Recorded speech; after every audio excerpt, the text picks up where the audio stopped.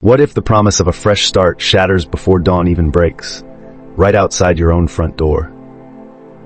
In this unsettling true crime account, a young mother's life meets its abrupt end in front of the very people who were supposed to protect her, all while her child watches helplessly. The final hours of a holiday celebration morph into a horror story that leaves both neighbors and law enforcement reeling. Prepare yourself for the hidden struggles, the sudden eruption of violence, and the lasting questions that linger when someone just out of prison crosses paths with a vulnerable parent. Welcome to True Crime Acts, where we look into the hidden truths behind some of the most chilling real-life events. Our mission is to uncover the stories that shock, educate, and spark change, reminding us that behind every headline is a victim, a family, and a ripple effect felt by an entire community. If you find this journey as important as we do, don't forget to like, subscribe, and click the notification bell to ensure you never miss another gripping exploration into the depths of human behavior. The very first sunrise of January 1st had barely touched the rooftops when Athens, Alabama experienced a heart-wrenching crime that contradicted the festive spirit of the holiday. Families who stayed up late to watch fireworks were finally sleeping soundly, unaware that on one quiet street, a violent act was unfolding. The occasional bark of a restless dog broke the hush as neighbors stirred, uncertain of what had just shattered the peace. Many had hoped to savor a calm New Year's Day. Instead, they found themselves grappling with the unimaginable. The tragedy centered around 26-year-old Alexis G, a hardworking mother determined to provide a safe environment for her two daughters. On this particular morning, she stood in her driveway, still cradling her 8-month-old baby, while her 3-year-old hid under a nearby car. The combination of leftover holiday decorations and the aftermath of a lethal confrontation created a surreal backdrop. Police officers arrived intending to calm the dispute, only to witness the horrific finality of 5 gunshots. In a neighborhood that had recently rung in the new year with fireworks and family gatherings, the stark contrast of a violent scene on a front lawn was unfathomable. Residents looked at one another in disbelief, some still clutching steaming mugs of coffee, wondering how their normally serene block had suddenly become the site of an unthinkable crime. It was an abrupt reminder that catastrophe does not always arrive with grand warning. Sometimes it creeps in amid the last remains of celebration. The responding officers, trained to handle emergencies but powerless against the shooter's sudden resolution, later recounted how the entire incident lasted only moments. 5 bullets rang out, a mother collapsed, and 2 children's futures were irrevocably changed. Over the course of this documentary, we will explore the events leading to that morning, the system that allowed the assailant to walk free 10 days prior, and the unstoppable force of escalating violence. How does such devastation emerge in a setting seemingly protected by the cheer of a new year? And could anyone have intervened to spare Alexis from this fate? Before tragedy cast its shadow, those closest to Alexis describe her as a beacon of promise. She graduated from Tanner High School with a determined stride, immediately mapping out how she would proceed in higher education. At Calhoun Community College, she tackled coursework in physical therapy and rehabilitation, fields that reflected her nurturing nature and desire to uplift others. In spare moments between classes, she worked side gigs, never losing sight of her dream to blend healthcare knowledge with empathetic outreach. Motherhood amplified her drive. Alexis had 2 daughters who became her bedrock. 3-year-old Alani, known for her quick wit and beaming smile, and 8-month-old Kanani, still in the wondrous stage of early milestones. Juggling parenting duties and academic responsibilities made her days long, yet she carried her tasks with an energy that inspired relatives and friends. She once mentioned wanting her kids to grow up seeing the value of both education and perseverance, a goal that fueled her late nights and early mornings. Family gatherings often saw Alexis stepping in to help others as well, guiding younger cousins through homework or volunteering to pitch in at local events. She treated each challenge as a stepping stone, refusing to let obstacles define her. Her mother, Shanetta, frequently recalled how Alexis glowed with pride after finishing an intense college lab, then rushed home to read bedtime stories to her toddlers. It was a balancing act, demanding and sometimes exhausting, but it showcased her unwavering determination. Yet behind that radiant aura of ambition, Alexis faced a lesser-known battle. This was the complexity of caring deeply for her daughters, while gradually getting entangled in a controlling relationship. People around her might not have fully grasped the extent of her silent challenges, especially when she was adept at putting on a confident front. Nevertheless, her aspirations remained intact up to the final weeks, as though she believed that no matter the difficulties at home, her bigger purpose in life would prevail. Could her unwavering optimism about the future have masked the subtle threats lurking closer than she ever dared to suspect? At the crux of Alexis's final chapter stands a man whose background reads like a cautionary record of violence. Kiruan Yarbrough, merely 20 years old, yet bearing an accumulation of offenses that hinted at a dangerous trajectory.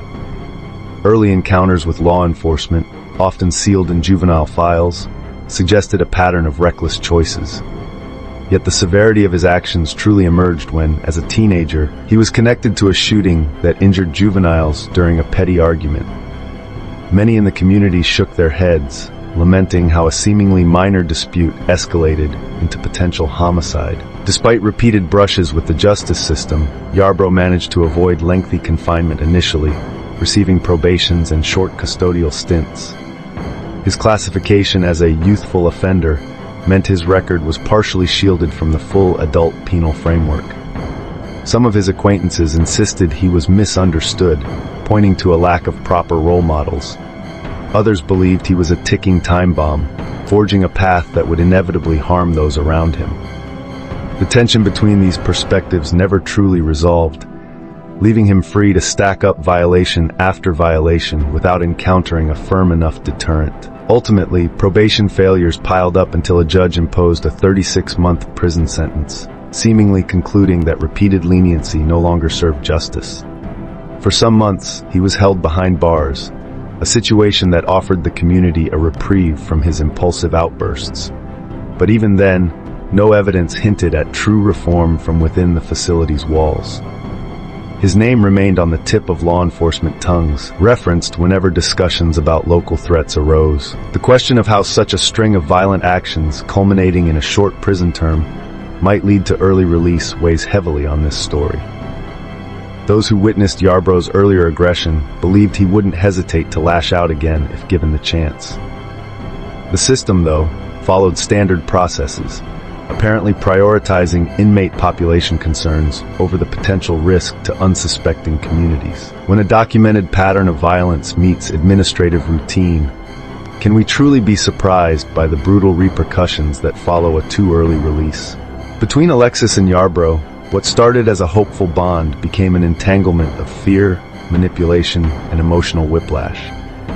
She initially found in him a companion who offered validation and warmth, qualities she treasured as a single mother navigating the demands of college and child-rearing.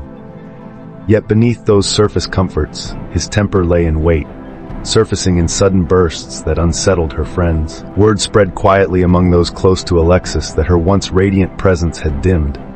She no longer freely chatted about everyday joys. Instead, she second-guessed what details she could safely share. A pattern emerged. After each call from Yarbrough, made from prison, her mood shifted. Eyes cast downward, shoulders tensed, as though a silent weight pressed her.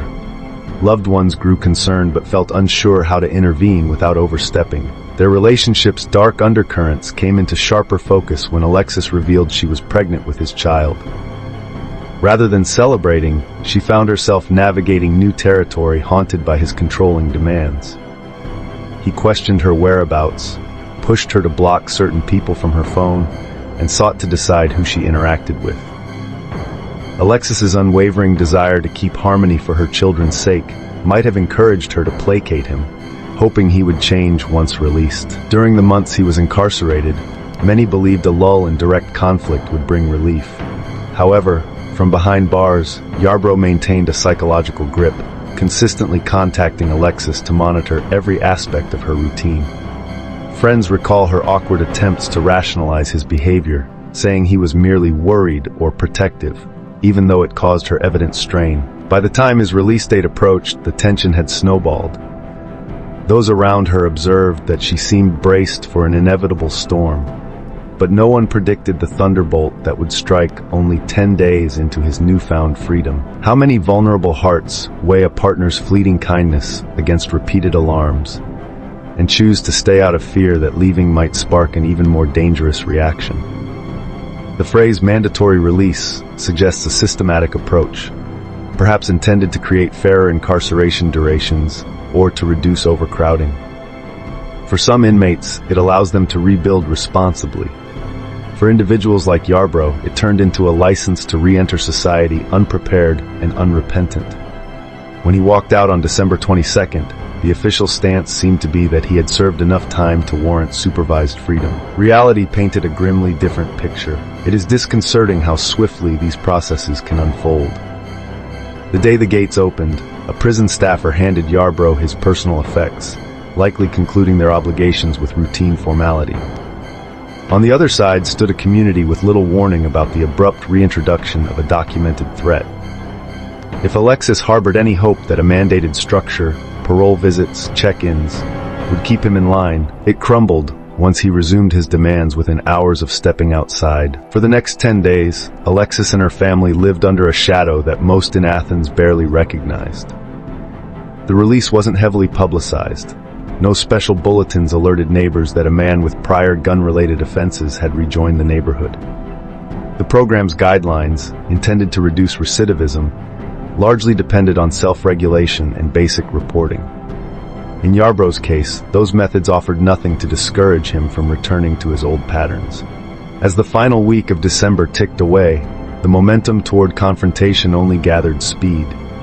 Alexis, anxious about his renewed presence and uncertain how to keep her children safe, made quiet attempts to plan an escape. She might have believed that with the new year approaching, she could slip away or at least keep him at arm's length. 10 days, though, is heartbreakingly short. Family members would later question whether a more robust post-release supervision could have prevented what happened. Could additional conditions have been imposed, or a better alert system have been implemented? The clock, however, had already run out, culminating in a lethal confrontation on the morning the entire community woke to a tragedy rather than holiday cheer. Could this mandated freedom approach actually place innocent citizens, like Alexis, in the crosshairs of an abuser's unresolved aggression, all under the guise of prison system practicality? From the moment Yarbrough stepped out of confinement, the tension in Alexis's life intensified. She moved with caution, double-checking door locks, stepping outside only briefly, and consistently scanning her surroundings.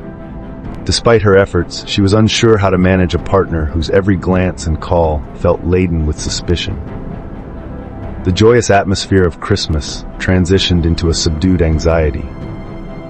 Even wrapping presents for her children must have felt bittersweet, overshadowed by the dread that someone close by might tear apart the fragile calm. She confided in her sister Miracle, hinting at an urgent plan.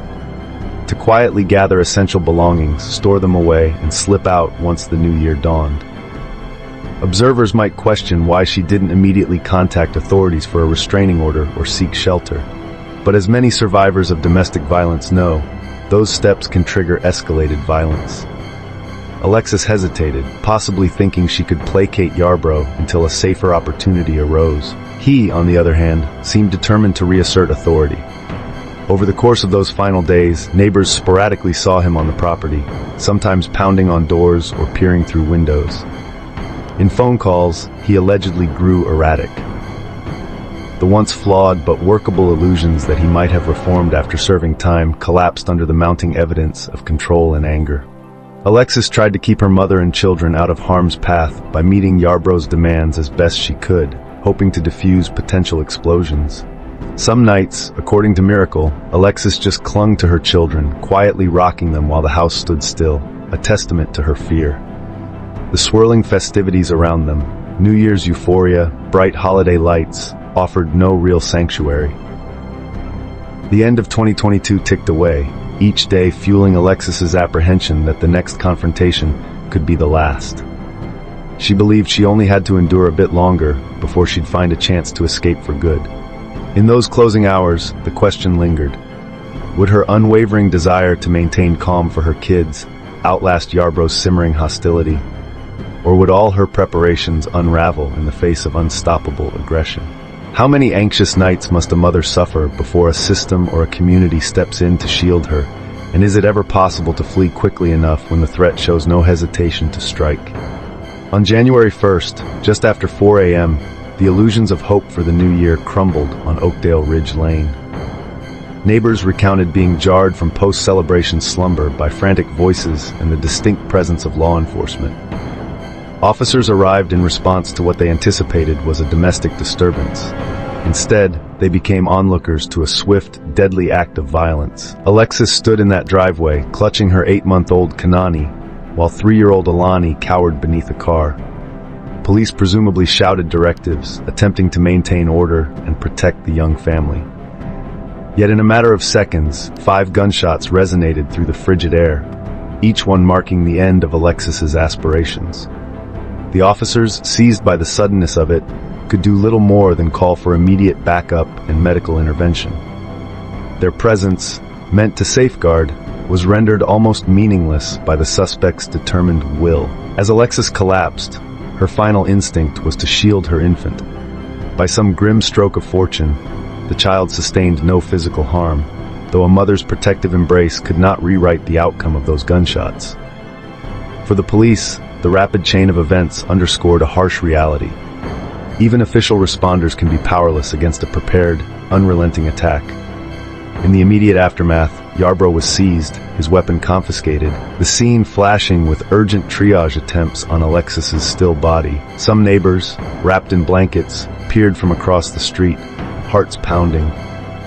The notion that their typically calm street corner was now a tragic backdrop to a lethal altercation involving a recently released offender felt surreal.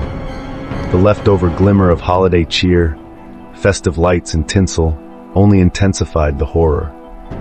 While the rest of the neighborhood reeled from the abruptness, paramedics fought to save a young mother who had devoted her final breath to safeguarding her child. Stripped of illusions, the question arises, if uniformed authorities on site couldn't avert this homicide, how can a single mother, already weighed down by a controlling relationship, hope to ward off such a deadly confrontation? Does this moment emphasize the terrifying truth that in the face of raw determination, no measure of formal protection, neither emergency calls nor police presence, can assure anyone's safety? As dawn fully revealed the aftermath, Athens awoke to headlines declaring the unthinkable. A mother shot in front of her children and law enforcement by a man freed from prison just 10 days earlier. Friends and relatives gathered near the driveway to lay flowers, pastel balloons, and flickering candles, each item a silent attempt to grapple with the shock. The once jubilant spirit of a new year vanished, replaced by a heavy hush. Social media erupted in discussions reflecting both genuine compassion and troubling ignorance. Some users expressed raw sympathy for the children, offering to donate clothes or baby supplies. Others, however, uttered misguided words suggesting Alexis should have chosen better, or might have provoked him. Family members reeled from such cruelty, infuriated that people could overlook the stark reality of domestic violence. For them, there was no question of blame. A system that overlooked a violent offender's track record unleashed him upon an unsuspecting mother who had little chance to escape. In the immediate days after her death, the community held a memorial service so crowded that attendees spilled out of the hall. Mourners wore t-shirts bearing Alexis's face, capturing her trademark bright smile, an image that clashed painfully with the knowledge of her final moments. Local officials expressed sorrow and offered condolences, but many demanded more concrete answers. They questioned how mandatory release guidelines allowed a clear danger to roam free, especially since he had flouted probation and carried out previous violent acts. Meanwhile, 2 small girls faced life without the mother who had centered her world around them. 3-year-old Alani grappled with nightmares and flashbacks, having hidden just feet away from the scene. 8-month-old Kanani, too young to comprehend that her mother saved her life, would eventually hear the story of how a final embrace kept her safe, if only physically. The heartbreak resonated. A festive holiday, overshadowed by raw brutality and the realization that a flawed system offered Alexis no meaningful shield. Amid the mourning, a bigger question looms. Could widespread outrage finally pressure the justice system to address repeated oversights? Or will Alexis's tragedy fade from collective memory, leaving unaltered the conditions that enabled such a catastrophe? Beneath the grief, observers demanded thorough scrutiny of the policies that granted Yarbrough's early exit from prison. For a man with evident violent tendencies, a 36-month sentence cut short by mandatory release seemed baffling to many. Were administrators so focused on reducing inmate counts that they overlooked or minimized his risk to society? Had the calls and pleas from those around Alexis gone unheard or dismissed? Local journalists began piecing together the events that led up to her death. They examined how Yarbrough's track record never truly receded, even during incarceration. They pointed out that parole or early release might be plausible for nonviolent offenses, but individuals with repeated gun-related incidents should undergo stricter evaluations. Indeed, critics alleged that the system had little robust method for distinguishing high-risk offenders from those who might reintegrate peacefully. Activists for domestic abuse prevention voiced frustration. They cited Alexis's case as proof that short sentences or simplified transitions can prove lethal for victims. Some pressed for changes: routine risk assessments, mandatory electronic monitoring for those with violent histories, and comprehensive victim notifications so families could take precautions. Meanwhile, local law enforcement also faced uncomfortable questions. How had multiple warnings, if any had been officially logged, fallen through the cracks? Family members of Alexis took part in public discussions, pointing out how she tried gathering courage to leave, but found little in the way of tangible support programs that could shield her from an ex-partner's wrath. Mirroring countless domestic violence stories, she was left to plan in silence, believing the system wouldn't truly intervene unless violence erupted. In the swirl of these revelations, Athens residents recognized a deeper truth. The existing frameworks allowed an individual with a known pattern of aggression to walk free, endangering someone who had no easy means to protect herself. Will this tragedy spur overdue reform in parole and release guidelines, or will the cycle persist, leaving more families to suffer the same irreversible loss? Despite the anguish saturating this story, Alexis's relatives and friends refuse to let her name vanish under the weight of tragedy. They rally around 3-year-old Alani and 8-month-old Kanani, determined to honor a mother who strove for self-improvement, for independence, and for the bright future she desired for her family. In the weeks following her funeral, her mother Shanetta launched small events to celebrate Alexis's life, including donating proceeds from her boutique to support local domestic violence shelters.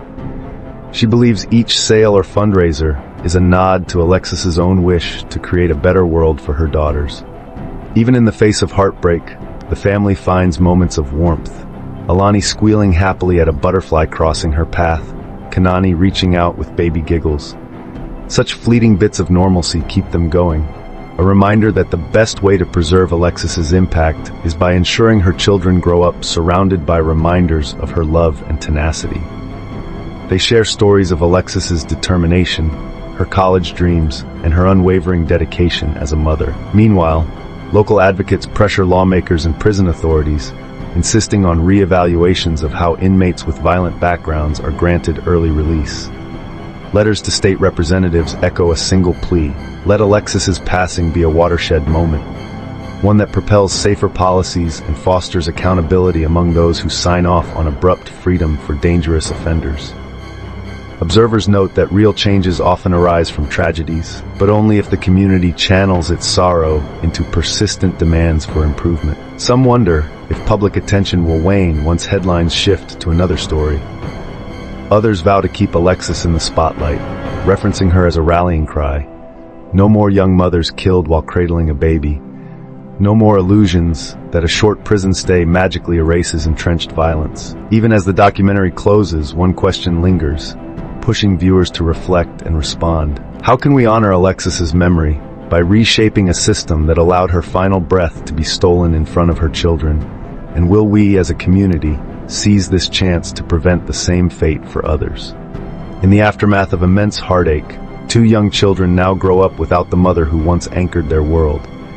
From the very start, Alexis dedicated herself to safeguarding their future, only to see her own safety jeopardized by a newly released individual bent on exacting his control. Even as her family grieves, they transform their sorrow into urgent action, reaching out to neighbors, local leaders, and domestic violence advocates in the hope of preventing any more tragedies like hers. Each candlelit vigil, each tribute, and each donation to victim support services speaks to the powerful ripple Alexis's memory has set in motion. Still, change rarely comes automatically. It calls for determination. Local organizers push for stricter monitoring of individuals with violent histories, highlighting the dangers of short prison stints and quick releases that often leave unsuspecting families in jeopardy. They aim to ensure that every voice, be it from a grieving mother or a committed neighbor, echoes through legislative halls demanding tangible reforms. Meanwhile, national hotlines and local shelters stay prepared to offer a lifeline of help, urging anyone feeling unsafe to trust their instincts and reach out before desperation escalates. What remains is a stark question. Will the heartbreak that befell Alexis's household spark a lasting shift in how communities respond to domestic violence? Or will the calls for reform fade when headlines turn elsewhere? Her family refuses to let her name become a sad statistic, insisting that Alexis's memory serve as a spotlight on systematic oversights. They share her story openly, certain that in spreading awareness lies the power to prevent another life from ending too soon. If you believe in keeping such urgent stories alive, and if you want to show solidarity with families grappling with similar fears, please like this video, subscribe to our channel, and click the notification bell so you won't miss future narratives that demand our collective awareness. Let Alexis's story propel each of us to speak up, offer support, and challenge a system that too often leaves survivors at the mercy of unchecked danger. Will we rise as a united voice to protect those who feel they have nowhere to turn, or allow another mother's final plea to go unanswered?